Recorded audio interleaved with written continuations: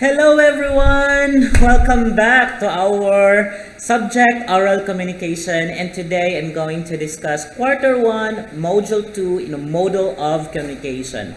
By the way, I would like to acknowledge the writer of this module, Mrs. Hannah Faith L. Fakura, a faculty of Agay National High School. Okay, before I'm going to move further, let us first understand the term model. Okay, so the term model is a representation designed to illustrate the way a model is depicted. It is an image of something. Okay, but in this lesson or in this subject, we are very specific on communication model. The book defined communication model as a representation of the process of communication the individual uses. So later on, I'm going to show to you different models of communication that is used by different individuals and in different setting or scenario. Okay. So according to Adler and Tone in 1978, everything that has ever been done by a human being and all that are going to be achieved are done through interaction with others. So remember that we are social being. If we need something, we have to communicate. If you want to share information, we have to communicate. If we want to express our emotion, we have to communicate. So that explains the idea of Adler and Tone that every human being uses communication in order to interact with each other. Now, in 1970, Abraham Maslow suggests that the ability to satisfy personal needs arises mainly from the ability to communicate effectively. Okay, so Abraham Maslow's hierarchy of needs, no, it refers to how we're going to satisfy our needs as a human being. And according to him, in order to satisfy our personal needs, we have to be able to effectively communicate with other people. Now, there are different models of communication. And the first one that we are going to talk in this lesson is Aristotle's model of communication. Now, the model of communication designed by Aristotle is a linear communication, or it is a one-way communication process involving a sender, a message, and a receiver. This kind of communication process happens when no one is allowed to speak except the speaker. So usually, this kind of communication process happens when a speaker is given the authority to speak and the listener only listen, they cannot interact. Therefore, it is also called as a speaker-centered communication process. Aristotle added that to be effective communicator, the speaker should have a critical elements, namely the ethos, pathos, and logos. Okay, so ethos is a Greek word or a term that means credibility and authority.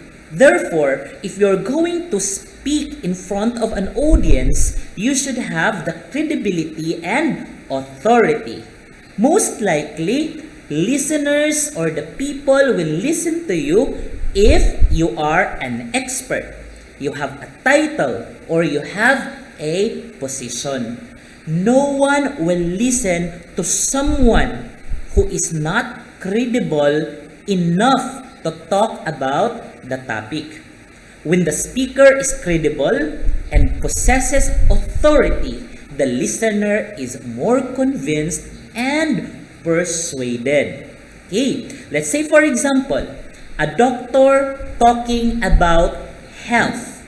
When a doctor talks about health, everybody will believe him because he is a doctor.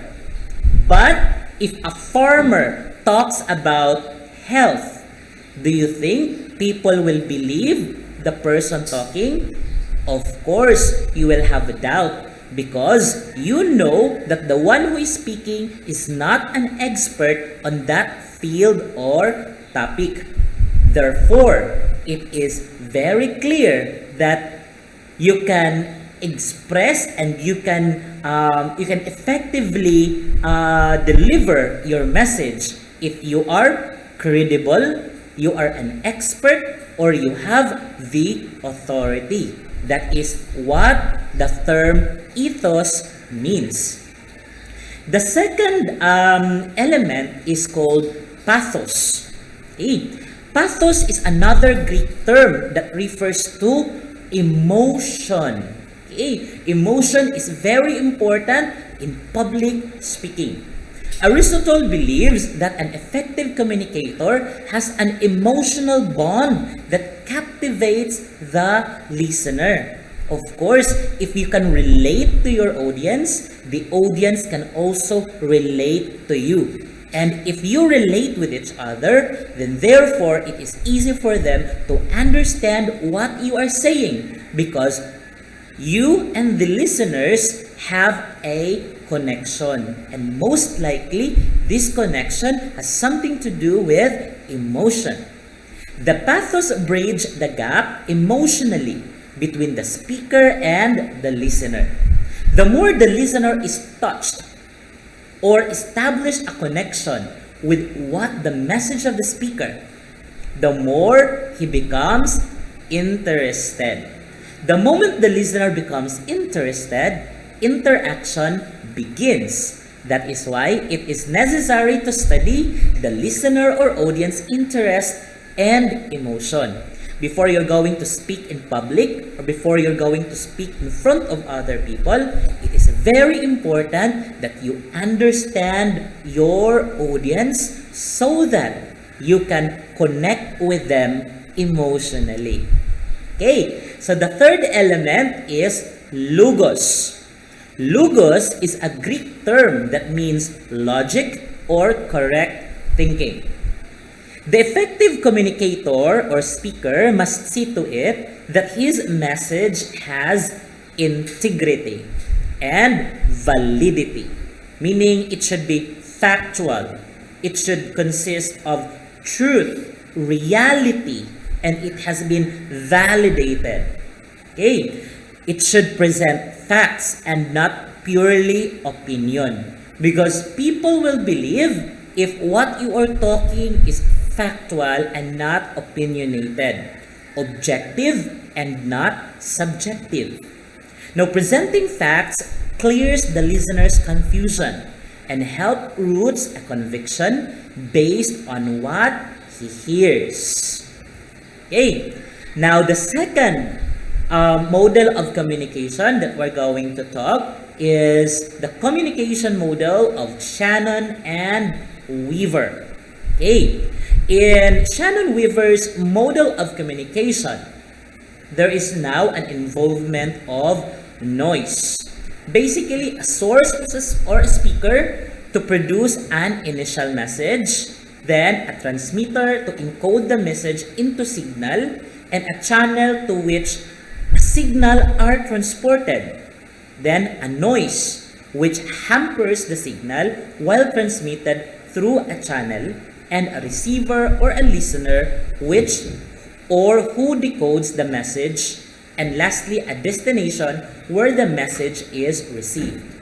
Now, Shannon and Weaver's communication model is designed for telephone. It is also called a telephone model of communication. Okay, so according to Shannon and Weaver, the message that you receive may not be actually the message that is sent because there is something that hampers the message, and that is what we call noise. Okay, so in this model, if you're going to take a look in this model, there is a sender. And a sender has a message. The sender usually is a person, and he is going to transmit the message using a channel. And usually this channel is called telephone. A telephone, a cellular phone, or whatever channel that the sender is going to use. Then there is a receiver and the destination. The receiver will basically decode the message, interpret the message. However, in between there is noise, and this noise may hamper the message. That means you may not be able to understand the message that is being sent because there is a noise or there are interference. Okay. The next model of communication is Burroughs SMCR communication model. SMCR means sender, message, channel, and receiver. In this model of communication, the sender encodes the message through a channel while the receiver decodes the message. Okay, decodes means interpretation or process of interpreting. Okay, now communication skills crucially interplace as to how speaker creatively and proficiently organize the message. Okay, so the way you organize, the way you prepare the message is called the process of encoding. Okay, it is the same way when you are going to compose a message on your messenger or on your cell phone. The way you compose the message depends on your creativity. Sometimes you can compose an effective message that it is easily understood. But sometimes you can also compose a message that is misunderstood by other people and can cause confusion.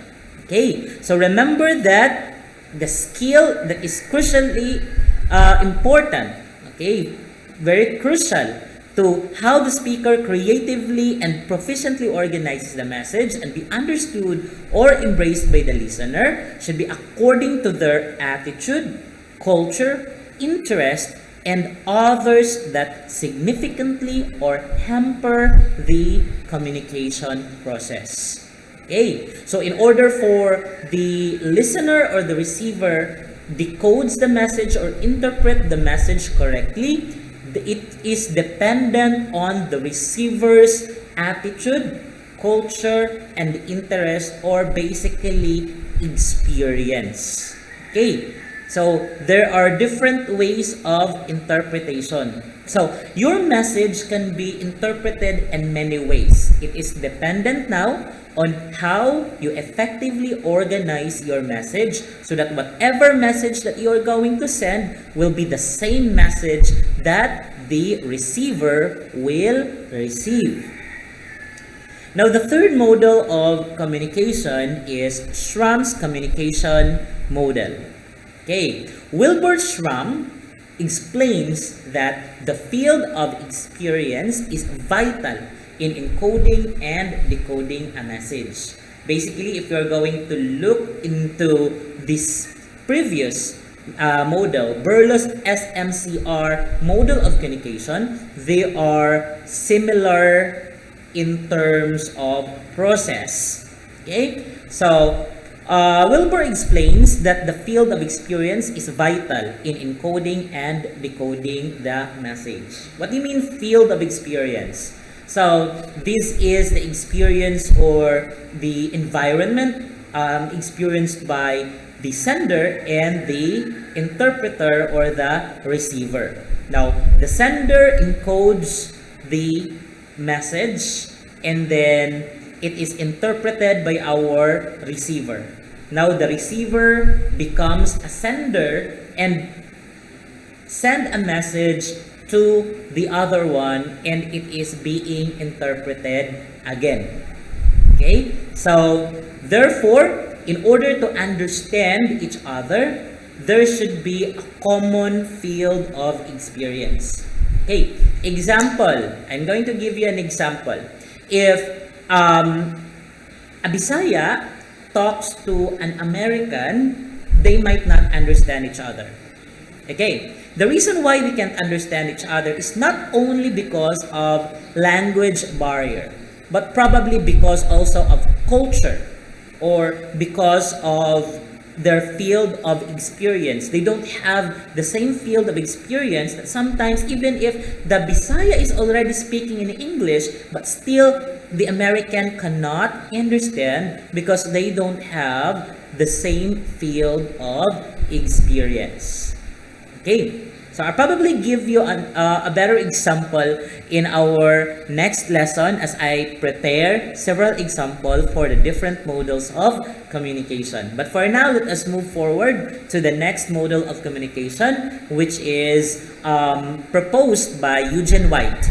This is called the White's communication model. Now, White explained that communication is cyclical and continuous process. It starts with thinking, symbolizing, expressing, transmitting, receiving, decoding, feedback, and monitoring. And then it goes back to thinking, symbolizing, expressing, so on and so forth. In this model, you can see that the communication does not end. It continues, it goes on and on. Okay? As the receiver decodes the message, the receiver provides feedback.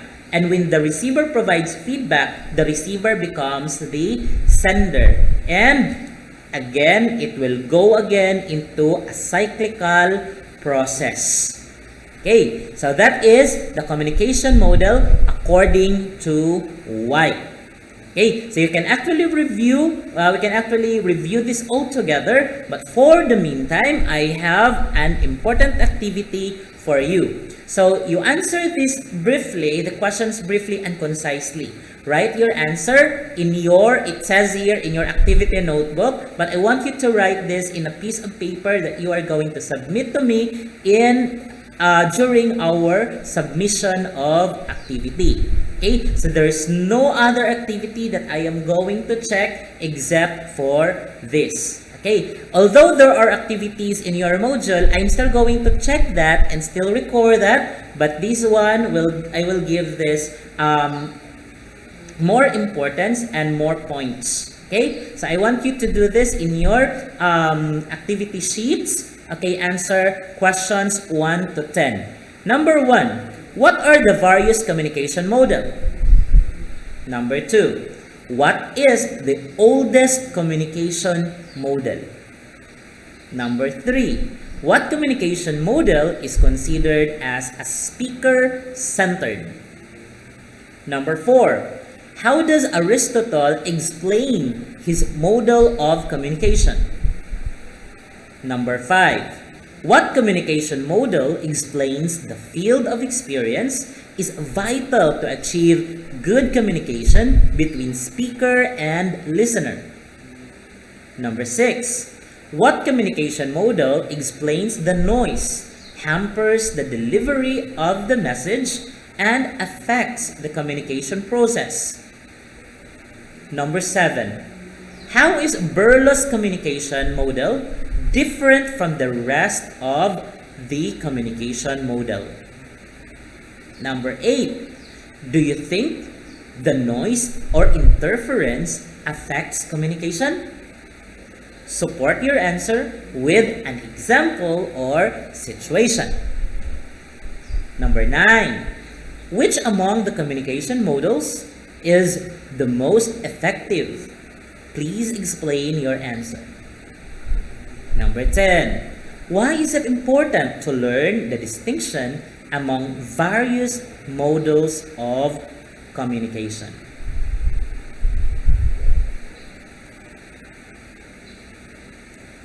Okay, so that's it for now. Thank you very much for listening and see you on our next lesson. And before I end up this video, I would like to remind everybody that you have to label your answer sheets so that I will not be confused in checking them. Okay? Thank you and see you in the next lesson. Have a great day.